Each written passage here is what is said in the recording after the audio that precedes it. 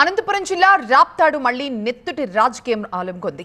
లింగమయ్య హత్య కేంద్రంగా YCP TDP మధ్య ఆరోపణలు ప్రచారోపణలు హోరెత్తుతున్నాయి.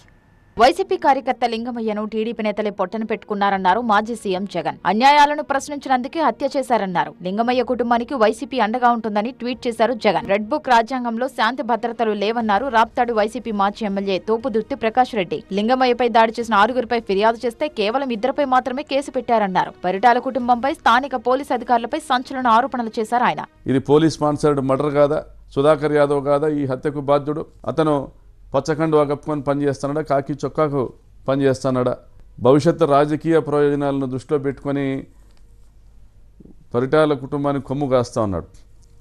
27వ తేదీన పరిటాల శ్రీరామ్ ఇదే పాపిరెడ్డిపల్లి గ్రామంలో మండలానికి ఒకరిని చంపంది భయం ఉండదు అనేసి మాట్లాడడం, మరి ఆ పిల్లల్ని రెచ్చగొట్టడం, 28 రాత్రి దాడి జరగడం, అయినా పోలీస్ చర్యలు లేకపోవడం వల్లనే కురుబ లింగమయ్యను హత్య చేయడం జరిగింది. లింగమయ్య హత్య బాధాకరమన్నారు మాజీ మంత్రి పరిటాల సునీత. లింగమయ్య హత్యతో రాజకీయాలకు ఎలాంటి సంబంధం లేదన్నారు. తోపుదుర్తి గోరంట్ల శవ కుల రాజకీయాలు చేస్తున్నారని ఆరోపించారామె.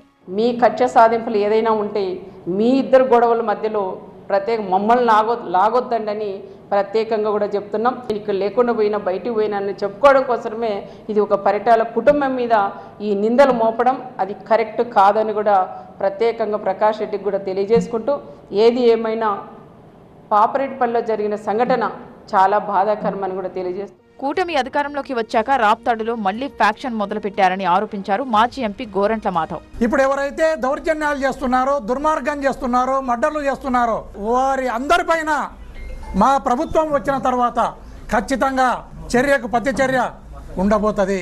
వైసీపీ టీడీపీ నేతల పరస్పర ఆరోపణలతో రాప్తాడులో రాజకీయం అంతకంతకు వేడెక్కుతోంది.